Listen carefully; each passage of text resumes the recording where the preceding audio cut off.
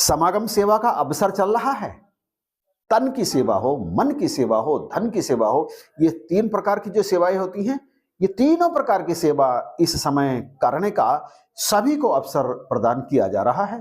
परंतु तन से सभी सेवा नहीं कर पाते समागम में, क्योंकि तन से सेवा करने के लिए समागम स्थल पर जाना होता है। जो अभी पिछले कुछ दिनों से लगातार महात्मा पहुंच करके सेवा कर रहे हैं, सारी साथ संगत समालखा समागम स्थल पर पहुंच करके सेवा नहीं कर पाती। हाँ, यह बात अलग है कि जब समागम आरंभ हो जाता है तो उस समय भी साध संगत के बहुत सारे भाई बहन जाकर के सेवा कर लेते हैं, परंतु इस समय जो सेवा चल रही है वो सभी को प्राप्त नहीं हो रही। हाँ, यह बात भी मैं आपके चरणों में रखूं कि समागम के समय भी सारी साथ संगत को समागम सेवा करने का शारीरिक रूप से अवसर नहीं मिल पाता। इस समय तीनों सेवाओं का आनंद आ रहा है, तन की सेवा का भी, मन की सेवा का भी और धन की सेवा का भी। महात्मा स्थान स्थान पर जाकर के रसीद बुकों से महात्माओं को ये अनुरोध कर रहे हैं कि आप समागम सेवा कर लीजिए। और साथ संगत के प्यारे महात्मा भाई बहन रसीदें बनवा करके सेवा कर रहे हैं। पूरे वर्ष समागम सेवा का आनंद प्राप्त नहीं होता है और ना ही ये अवसर मिलता है।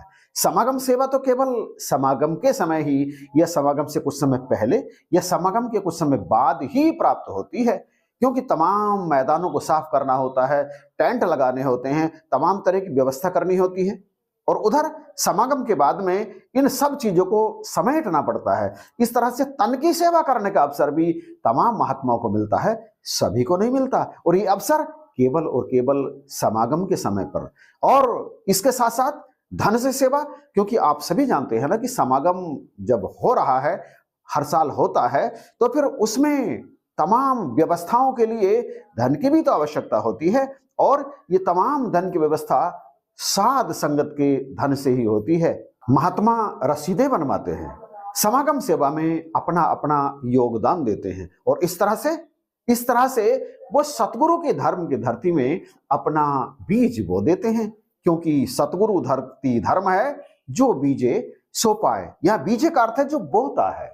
सतगुरु की धरती में जब बीज बोया जाता है तो वो निश्चित रूप से पैदा होता है और फल देता है।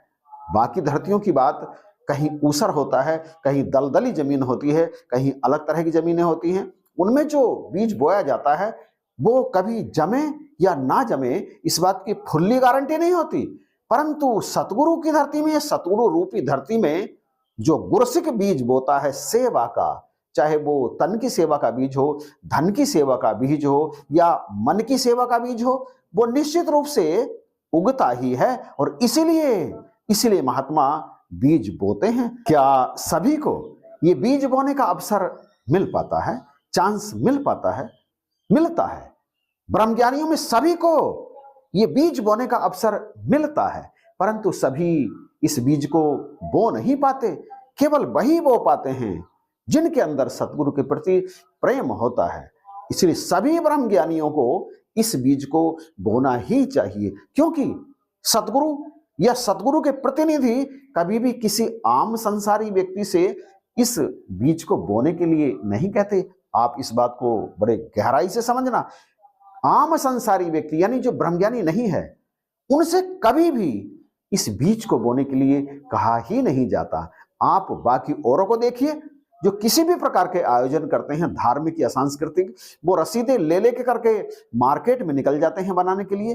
क्या कभी किसी निरंकारी को आपने कोई रसीद बुक लेकर मार्केट में किसी ऐसी दुकान पर जाते हुए देखा है जो किसी निरंकारी की दुकान नहीं है? मैं 100% इस बात को दावे के साथ कह सकता हूं कि आपने किसी को भी ऐसे नहीं देखा होगा। निरंकारी महात्मा जब समागम सेवा की रसीदें बनाने के लिए जाते हैं तो वो केवल और केवल ब्रह्मज्ञानियों के घर ही जाते हैं, बाकी किसी अन्य के नहीं जाते। और उन्हीं की माया से इतने विशाल सत्संग का, समागम का आयोजन होता है। वैसे यदि चाहे तो इस मिशन में एक एक महात्मा ऐसे हैं बहुत बड़ी संख्या में कि वो अकेले ही पूरे समागम का खर्च वियर कर सकते हैं। परंतु सतगुरु का तो ऐसा आदेश है ही नहीं। वो तो प्रत्येक से इस धर्म की धरती में बीज डलवाना चाहते हैं ताकि हर किसी के जीवन में खुशियां हो, हर किसी के जीवन में आनंद ही आनंद हो। इसीलिए तो सदगुरु ये बीज डलवाते हैं। आपने मोतीराम सर्राफ जी का नाम सुना है?